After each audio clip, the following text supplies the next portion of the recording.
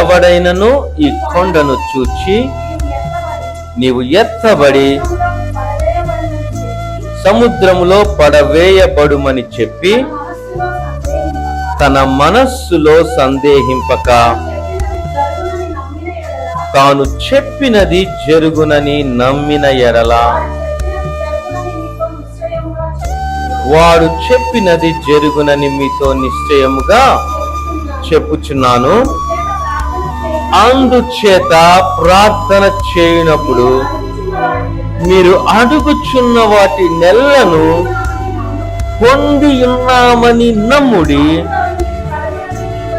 అప్పుడు అవి మీకు కలుగునని మీతో చెప్పుచున్నాను. హల్లెలూయా.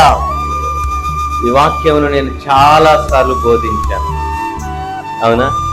చాలా సార్లు చెప్పాను.